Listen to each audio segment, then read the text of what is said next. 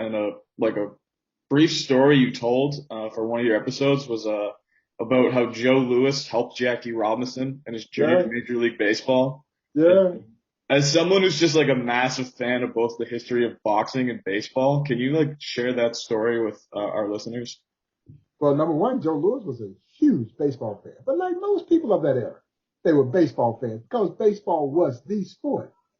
Well, coincidentally, Joe Louis and Jackie Robinson were both stationed at little bitty Fort Riley, right up the road from the Negro Leagues Baseball Museum in Fort Riley, Kansas. But at that time, Joe Louis was the star. To be the heavyweight boxing champion of the world or the fastest man in the world were really the two most prestigious sports titles that anyone could hold in this country during that era.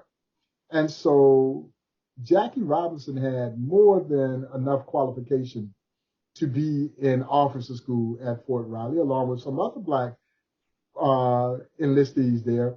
But Fort Riley was not admitting blacks into its officer school program.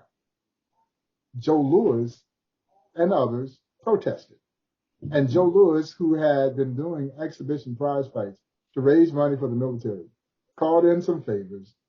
And that's how he helps get his friend Jackie Robinson into officer school. Well, once Jackie gets into officer school, he's now transferred to Fort Hood in Texas. And that is where he was seen playing military ball by another legendary monarch by the name of Hilton Smith. Hilton Smith had initially recommended Jackie Robinson to Monarch's owner, J.L. Wilkinson. And then in 1945, Jackie writes to Wilkinson and asks for a tryout.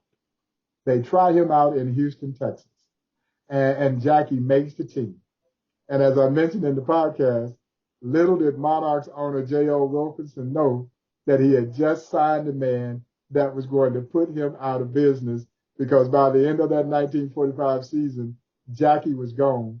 And ultimately, he was meeting, of course, with Branch Rickey, and the two of them make that monumental decision that Jackie would become the chosen one to break Major League Baseball's 6-decade-long self-imposed color barrier, but that also would signal the death knell of the Negro Leagues, because as these other black and brown players now were able to move in to Major League Baseball, there was no replenishing system for the Negro Leagues, so the Negro Leagues would essentially and eventually dissolve.